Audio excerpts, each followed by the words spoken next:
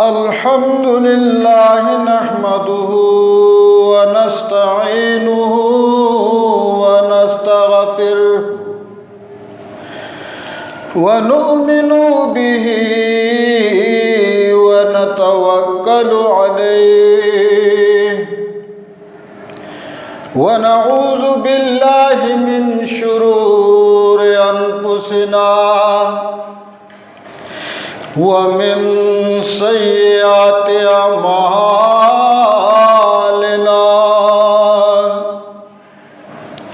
من يهده الله فلا مضل له ومن يضلله فلا هادي له ونشهد أن لا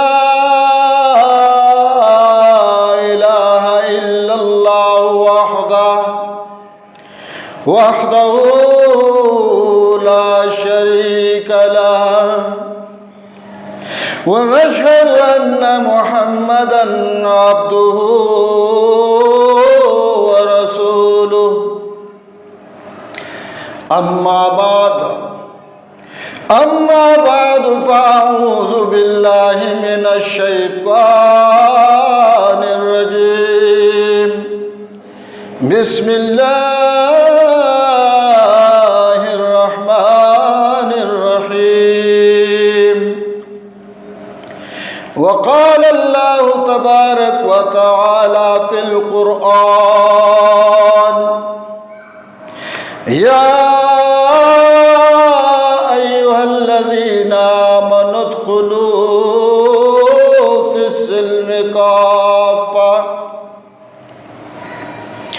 وقال النبي صلى الله تعالى عليه وسلم من قال لا إله إلا الله مخلصا دخل الجنة قيل وما إخلاصها يا رسول الله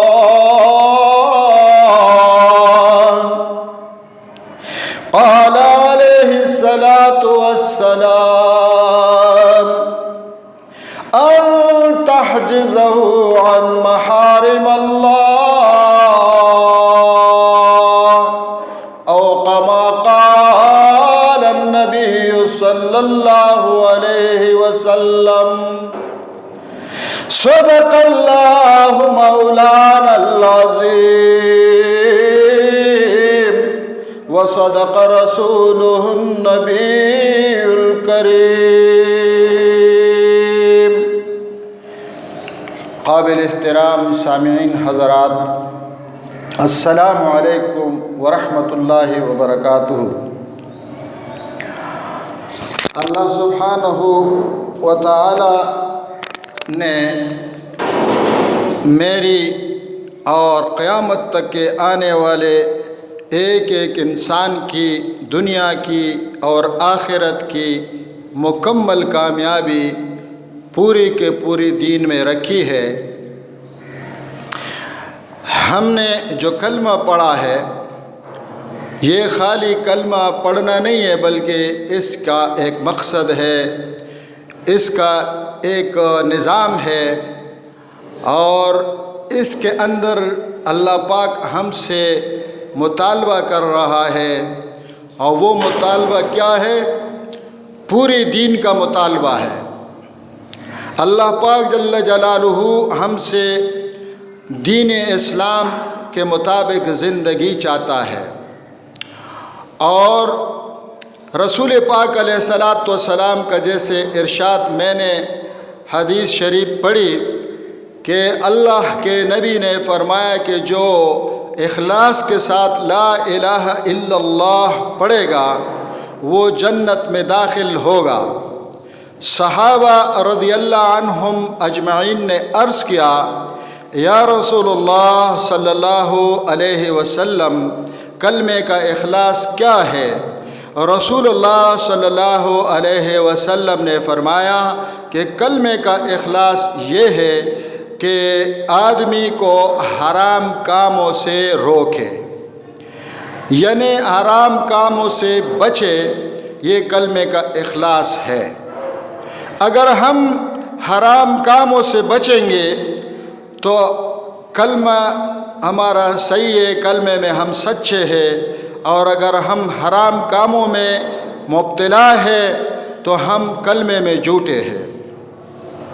اسی لیے اللہ پاک ہم سے جو چاہتا ہے وہ اپنے نبی والی زندگی چاہتے ہیں کہ ہم حضور پاک علیہ الصلاۃ والسلام کے مطابق اپنے شکل و شبات کو بنائیں، اپنے لباس بنائیں، ہم ہر کام میں، ہر بات میں، ہر مقام پر، ہر جگہ پر ہم رسول پاک علیہ الصلاۃ والسلام کا اتباع کریں۔ اللہ پاک نے ہم سب کو 24 گھنٹے کی زندگی عطا فرمائی ہے، تو اس 24 گھنٹے کی زندگی میں اللہ پاک ہم سے یہ چاہتا ہے کہ میرے دین پر آدمی کتنا چلتا ہے اور میرے نبی کے طریقوں پر آدمی کتنا چلتا ہے۔ اسی لیے فرمایا کہ حضور پاک علیہ الصلاۃ والسلام کا ارشاد ہے کہ جو داڑھی منڈاتا ہے وہ میرے دل پر چھرا مارتا ہے۔ یہ داڑھی منڈانا بھی حرام کاموں میں ہے۔ داڑھی منڈانا کیا ہے؟ حرام ہے، یہ حرام کاموں میں سے ہے۔ اگر ہم داڑھی منڈاتے ہیں تو ہم کلمے میں جھوٹے ہیں، کیونکہ کلمے کے اندر اللہ کے نبی نے فرمایا کہ جو مخلص ہو کلمے میں، اور مخلص کلمے کا وہ ہے جو حرام کاموں سے بچے۔ تو گویا ہم کلمہ بھی پڑھتے ہیں اور حرام کام بھی کرتے ہیں، تو ہم کلمے میں جھوٹے ہیں۔ تو اسی لیے جو ہے داڑھی منڈانا یہ حرام ہے۔ داڑھی کینچی سے کتروانا جو مجھ سے زیادہ ہو وہ بھی حرام ہے، گناہ کبیرہ ہے۔ یہ تو اور بھی زیادہ جو ہے نا دین کا مذاق اڑانا ہے، دین اسلام کا مذاق اڑانا ہے۔ جو کینچی سے داڑھی کو مجھ سے زیادہ کترواتا ہے، کوئی اس میں ڈیزائن بناتا ہے، کوئی ایسا جو ہے انگریزی داڑھی بناتا ہے، تو یہ سارا گناہ کبیرہ ہے، یہ حرام ہے۔ ایک روایت میں ہے کہ جو داڑھی منڈاتا ہے رسول پاک علیہ السلام فرماتے کہ وہ ہلاک ہو جائے۔ رسول پاک علیہ السلام نے بد دعا کسی کو نہیں دی، لیکن دو انسانوں کو دو مقامات پر رسول پاک علیہ السلام نے بد دعا کی ہے۔ ایک جب اس کے بیٹیوں کو طلاق دیا گیا، ان کے داماد نے جب ان کے بیٹیوں کو طلاق دیا تو اس پر بد دعا کی کہ اے اللہ آپ کے کتوں میں سے ان پر کوئی کتا مسلط کر دے، ان کو ہلاک و برباد کر دے۔ اور دوسرے مقام پر جو دو آدمی آئے تھے کافر بادشاہ کی طرف سے، ان کی داڑیاں منڈی ہوئی تھی اور مونچھیں بڑی بڑی رکھی ہوئی تھی، تو ان کو بد دعا دی کہ ہلاک ہو جاوے تم، ویلکم، ہلاک ہو جاوے تم، کہ تم لوگوں نے یہ جو داڑھی منڈایا ہے، یہ داڑھی منڈانے کا کس نے کہا ہے تمہیں؟ تو انہوں نے جواب میں کہا کہ ہمارے کافر بادشاہ نے کہا ہے۔ رسول پاک علیہ الصلاۃ والسلام نے فرمایا کہ مجھے تو اپنے اللہ نے یہ حکم دیا ہے کہ داڑھی بڑھاؤ اور مونچھیں کترواؤ۔ تو یہ ایک موقع ہے کہ رسول پاک علیہ الصلاۃ والسلام نے بد دعا دی۔ وہ رحیم کریم نبی ہے، وہ کسی کو ایسا بد دعا نہیں دیتا، لیکن کوئی وجہ ہوتا ہے پھر بد دعا دیتا ہے۔ تو داڑھی منڈانا اتنا عظیم جرم ہے، اتنا بڑا گناہ ہے، اتنا گناہ کبیرہ ہے، اتنا مہلک گناہ ہے کہ رسول پاک علیہ الصلاۃ والسلام نے بد دعا دی داڑھی منڈے کو۔ اور یہ ان کو نہیں دی جو قیامت تک جو ہے مسلمان ہو یا غیر مسلم ہو، یہودی ہو، مجوسی ہو، مشرک ہو، جو بھی ہو، اور داڑھی منڈائے گا تو ان کے لیے بد دعا ہے۔ یہ صرف ان لوگوں کے لیے نہیں، یہ بد دعا جو دی ہے نا یہ سارے داڑھی منڈوں کو دی ہے۔ تو خدارا اللہ کے لیے اس گناہ سے باز آ جائے۔ جو اپنے نبی کا قاتل ہو، حضور پاک علیہ السلام کا ارشاد مبارک ہے جس کا مفہوم ہے کہ جو داڑھی منڈاتا ہے وہ میرے دل پر چھرا مارتا ہے، میرے دل کو کیما بناتا ہے، میرے دل کو ٹکڑے ٹکڑے کرتا ہے۔